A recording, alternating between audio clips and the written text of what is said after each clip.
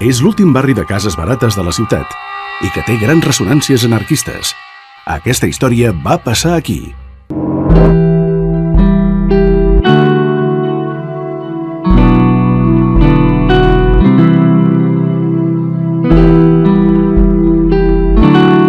Som al barri de Can Peguera, l'últim dels 4 nuclis de cases barates de la ciutat de Barcelona, molt lligat íntimament al moviment anarcosindicalista de la ciutat de Barcelona.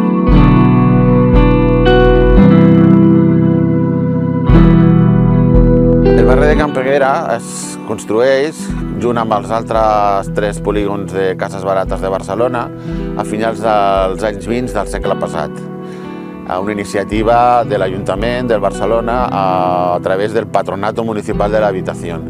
Aquests barris es construeixen per donar cabuda a la gran quantitat de mà d'obra que va venir a la ciutat amb motiu de l'exposició del 29 i també per reallotjar a veïns, a famílies que van ser expropiades de barraques de la ciutat.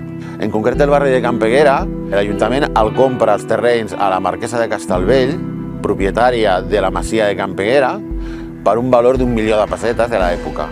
Aquí a mi sempre ens agrada explicar que això no va ser una donació, va ser una operació de compra-venta, amb la qual la llegenda va dir que la marquesa va regalar els terrenys a l'Ajuntament és totalment falsa.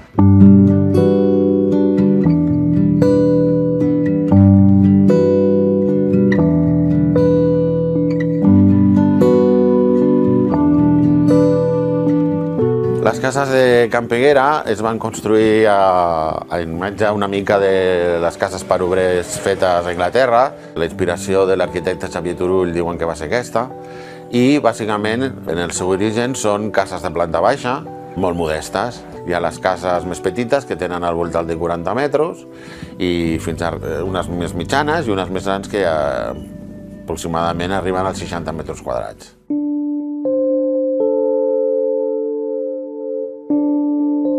El moviment anarquista va tenir un fort arrelament en el barri degut a la procedència humil dels treballadors, de les famílies que vivien aquí, i a la influència del sindicat de construcció de la CNT.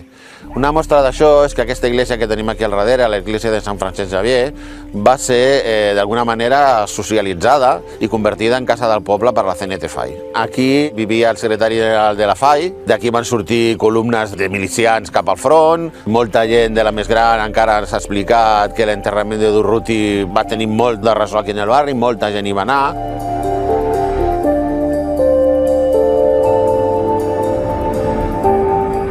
En el barri s'editaven les 2 revistes de més implantació del moviment anarcosindicalista. Per una banda, en aquesta casa aquí del darrere, que era un bar, que es deia Bar Múnich, s'editava la revista Solidaritat Obrera, també era lloc de trobada de reunió d'anarquistes en els temps de la clandestinitat. I en una altra casa, a uns 100 metres d'aquí, s'editava la revista Tierra i Libertat, òrgan de premsa de la FAI. L'edifici que tenim aquí darrere actualment és el casal d'avis de Can Peguera. Havia sigut la caserna de la Guàrdia Civil. Com s'explica que en un barri tan petit i tan aïllat de la resta de la ciutat hi hagués una caserna de guàrdies civils? Doncs molt senzill, per la vinculació del barri als moviments d'esquerra, fonamentalment la CNT-FAI, però també d'altres partits d'esquerra, Partit Socialista, Esquerra Republicana, etc.